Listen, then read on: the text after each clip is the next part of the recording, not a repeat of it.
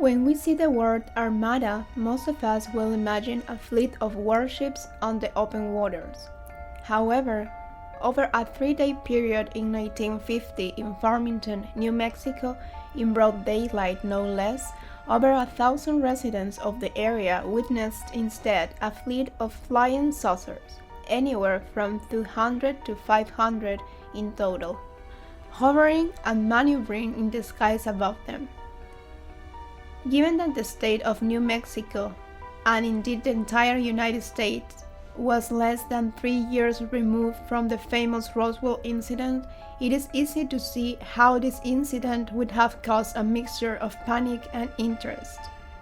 What is perhaps strange then is the fact that today, almost 70 years later, despite the obviously bizarre nature of the affair, it remains far from adequately investigated, certainly by official government channels.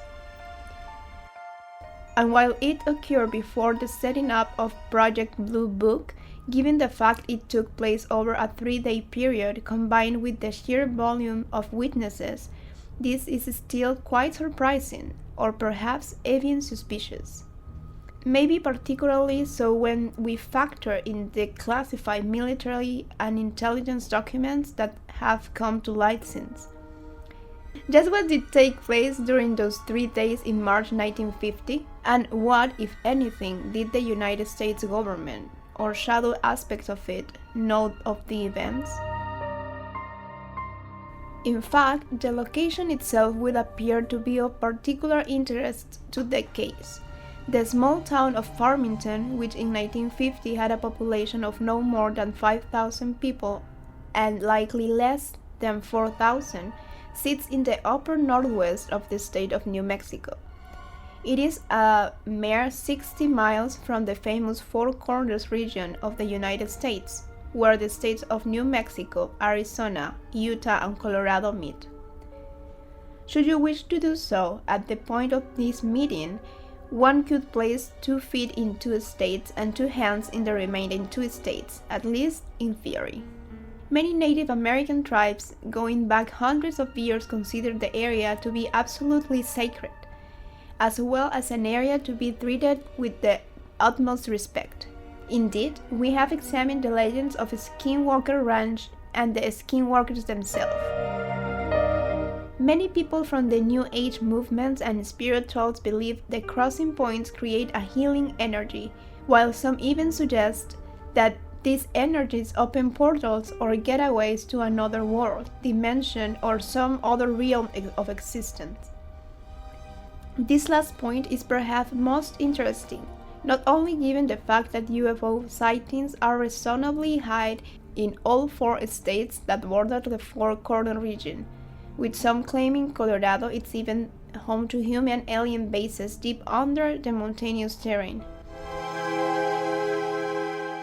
We have talked about this before, for example, of the alleged Aztec UFO crash, which occurred less than 2 years before the Farmington incident of March 1950. Might then the location itself have more to do with the bizarre incidents that were about to unfold than most would suspect? UFO researcher David Marler has extensively investigated the Farmington Armada case. The many sightings and reports over the 3-day period ran between 16th and 18th March 1952. Some sources list the dates as 17th to 19th of March. It would appear that after beginning during the daytime on the Thursday 16th, before continuing overnight into the Friday 17th, and the overnight on the Saturday 18th, by which time the sightings were slowing somewhat. Perhaps one of the most intriguing of these sightings, and certainly one of the most detailed, is also one of the first, that of Marlo Webb. Marler would speak to Webb in 2016, relaying that despite his grand age of over 90 years, he still had a very sharp mind. And of interest to us here, he recalls in detail the events of that morning perfectly. He worked in the parts department of the Perry Smoke Chevrolet garage.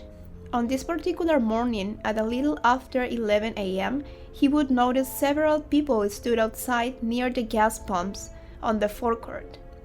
Of more interest, they were simply looking at pointing upwards to the sky. He made his way out of the building, knowing something unusual was taking place. When he stepped outside, he turned his gaze upwards. He saw 15 to 20 objects moving out to the east and towards the west. Despite the abundance of these strange craft, Webb recalls they made no noise whatsoever. Furthermore, there was an obvious intelligence about them, as they remained in a purposeful and tight formation, occasionally making extremely tight turns. Perhaps most intriguing was the fact the object has a fuzzy outline to them, making it hard to pinpoint any particular color. They remained inside for around 10 minutes. Webb would claim to simply return to work following the sighting. Furthermore, he was visited and interviewed by military personnel in the days that followed. He would claim he was free to speak as he wished and received no threats from his interviewers, and has spoken of the incident many times since. As with many UFO sightings, rumors of intimidation and warnings to stay quiet would circulate around the area. Whether there is any truth to such rumors is perhaps up for debate, as is whether the local and state newspaper were asked to not print any more stories of the incident. What is perhaps interesting about this last charge is that this request is said to have been issued at some time during 18 March, and while a story had appeared that day in Farmington newspapers, no follow-ups of the incident seemed to appear. Perhaps even more bizarre were the claims of discreet warnings from equally discreet government agencies, using national security as a way of encouraging silence, as was the citizens' duty. Maybe equally bizarre are the claims of all the copies of the aforementioned newspapers going missing from the stands and still around Farmington. While this is purely speculations, there have been several other cases where damage control is put into operation, including the limiting of what stories appear concerning the incidents, especially at such sightings where smaller, local newspapers are the target.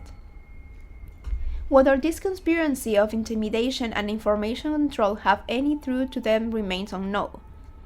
There were, however, many more witnesses with encounters to tell, many of whom would witness the events of almost 24 hours later. At just after 10 a.m. of 17 March, the first reports of a group of flying saucers came into the police switchboard. Reports ranged from 5 to 9 objects seemingly hidden in a northeast direction. By 10:30 a.m., hundreds of objects were visible west from the center of town. As the reports streamed in, several would make reference to some of the objects being involved in a tussle or dogfight overhead. Many of the reports featured the objects called sliver discs, with several more specifically stating that a larger red disc was an obvious leader of this apparent battle-ready cosmic squadron. One witness, 32-year-old Clayton Boddy, who worked in the Farmington Times and had experience in the Army engineers, was just one who noticed these strange objects. After witnessing several of these strange craft travel overhead, he was suddenly in awe at the sky filled with these bizarre aerial anomalies. He would state, "Moments later, there appeared what seems to be about 500 of them." He would estimate the objects were at an altitude of 15,000 feet, although he couldn't estimate their speed or size. Incidentally, 4 other witnesses would corroborate the sighting of Boddy. Later that same afternoon, at a little after 3 p.m., came further reports of strange objects flying in tight formations. One such witness, Edward Brooks, a former B-29 tail gunner, was adamant that the objects were not airplanes. He would state, The very maneuvering of the things couldn't be that of modern aircraft. This was something another witness would notice. John Bloomfield would estimate the objects were traveling around 10 times faster than modern jet planes. He would elaborate on how they came at each other head-on, only to avoid each other at the last moment. I thought he was only 8 years old at the time Virgil Riggs would witness the objects from outside the Aztec Elementary School, at least one of the first 2 days. He would state over 60 years later at the MUFON presentation in New Mexico that all these square-looking formations appeared in the sky. They were made up of dots, and the dots would shift from one formation to another. The first day there were a few, the second day they were too many to count, and the third day they were maybe 30 or 40. Riggs would elaborate that on the second day the objects were across the sky from horizon to horizon. He would further describe this scene as looking like a quilt pattern of double six dominoes. You can see a visual representation of how the sky looked to Riggs below.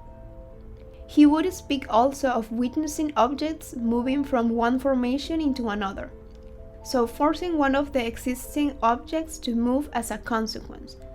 This was replicated across the sky and objects forced their way into formations, almost giving the impression that the sky was alive. Riggs would remember he and his friends thought it was pretty cool. Riggs would further recall, certainly from his perspective, of the children essentially taking the sightings very much on their stride, even feeling disappointed when they went away. He claimed that neither he or his friends felt threatened at any time during the sightings.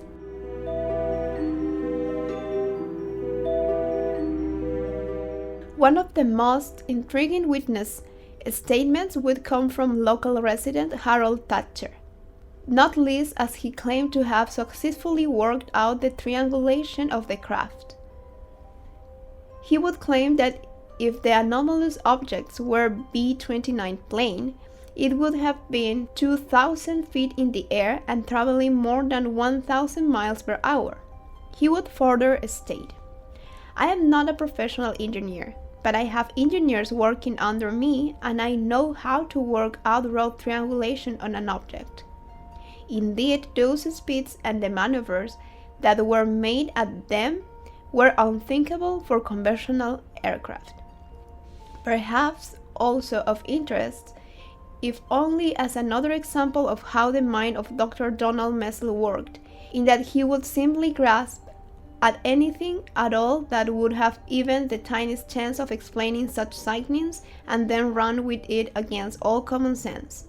Is his explanation that the hundreds of flying saucers were actually fragments from an exploded high-altitude skyhook balloon. He would claim that these had launched from nearby Hullman Air Force Base on the morning of 17 March, and subsequently ruptured shortly after. Of course, this wouldn't explain the sightings of the previous day, nor would they explain the sightings the day after. In short, the explanation doesn't hold water. Not least when it came light years later, there was no launch of a skyhook balloon at the time. The case appears to be one so bizarre that it's hard to believe it doesn't occupy a larger place in the collective memory of the American people, as well the UFO community as a whole, especially as we know for certain that something happened during the 3-day period in New Mexico in March 1950. By these 3 days, spectacle will be the same as the apparent UFO battles witnessed over Nuremberg and Basel in the mid-1560s? Should we take the reports of tussles and dogfights as face value? Or were they merely a display from this strange craft? Should we perhaps return our attention to the claims of native tribes? Or perhaps modern mystics and spiritualists? Those who believe that a special energy vortex resides in the area? Might such a vortex have been active for some unknown reason during that 3-day period? And so allowing this strange craft access into our plane of existence from a realm equally unknown? Given the sheer volume of crafts witnessed, especially on the second day of the sighting, it is unlikely the incident is some kind of government-sponsored secret military project. Might it be, then, that the glowing saucers witnessed by multiple residents of Farmington were indeed extraterrestrial visitors from elsewhere in the universe? In that case, then we need to ask what was the purpose of such a public display? Was the intention for us to see the display? Or were the spectators merely a byproduct of some unknown, to us, operation?